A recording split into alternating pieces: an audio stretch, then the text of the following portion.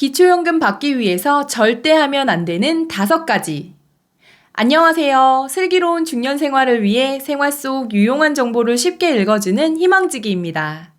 1958년생인 K씨는 30명쯤 되는 산악회 총무를 맡아 모임 회비를 K씨 개인 통장에서 관리하고 있는데요.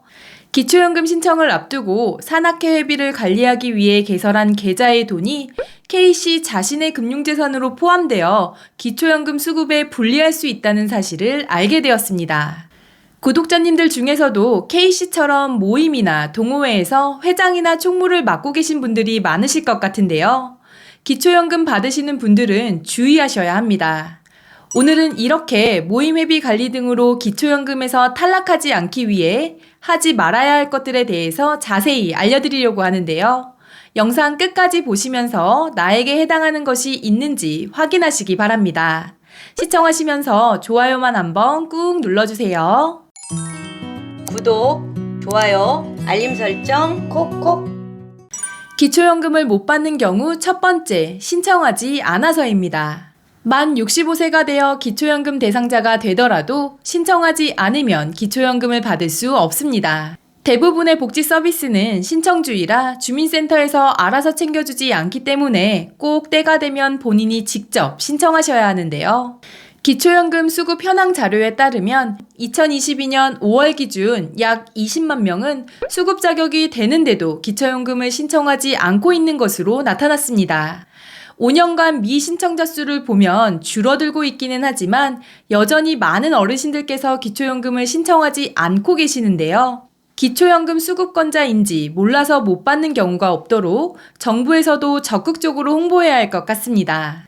또한 기초연금에서 탈락하셨던 분들도 매년 기초연금 선정 기준이 완화되고 있기 때문에 매년 기초연금을 다시 신청해 보시는 것을 추천해 드리는데요. 소득과 재산이 줄어들어 변동이 있으신 분들 역시 기초연금을 받을 가능성이 높아지므로 잊지 마시고 꼭 신청하시기 바랍니다. 기초연금을 못 받는 경우 두 번째, 모임 회비를 관리하는 경우입니다.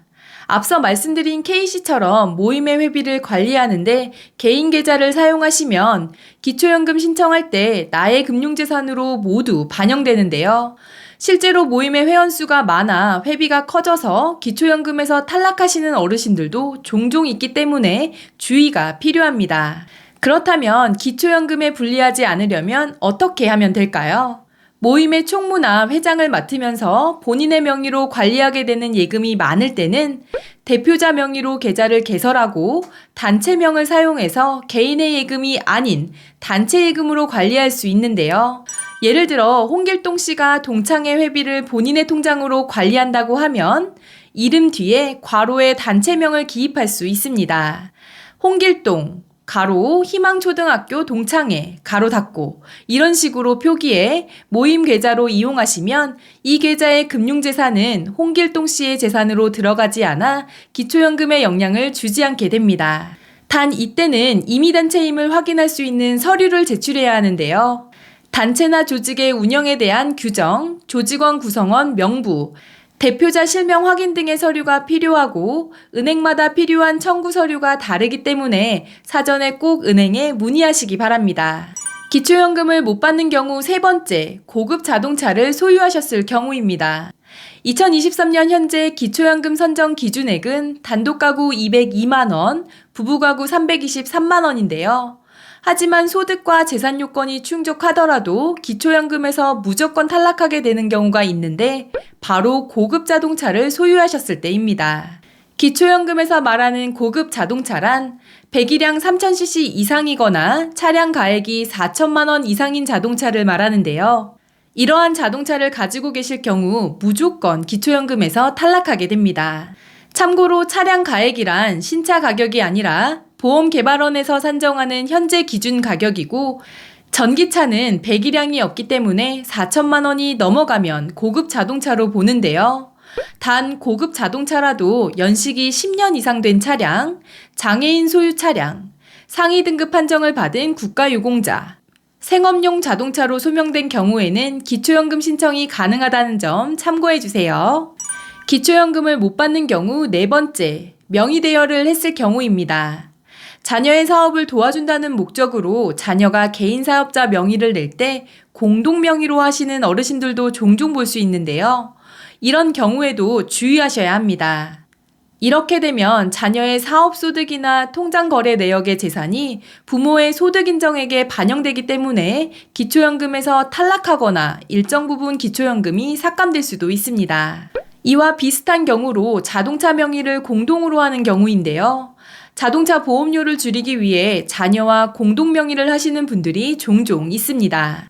게다가 99%의 지분을 보유하든 1%의 지분을 보유하든 앞서 말씀드린 고급 승용차 기준에 들어가면 차량가액 전체가 소득인정액에 반영된다는 점을 아셔야 하는데요. 예를 들어 차량가액이 4천만 원인 차의 지분을 부모님이 1%, 자녀가 99% 이렇게 한다고 해서 4천만 원의 1%인 40만 원만 부모님의 재산으로 보는 것이 아니라 4천만 원 전체가 재산으로 잡혀 기초연금에서 탈락하게 될 수 있어서 자녀에게 하는 명의대여는 신중하게 결정하셔야 합니다. 마지막으로 기초생활수급자입니다. 기초생활수급자 분들도 기초연금을 받을 수 있습니다. 하지만 기초생활수급자의 소득을 산정할 때 기초연금의 금액이 100% 반영되어서 받은 만큼 생계급여가 감액되는데요.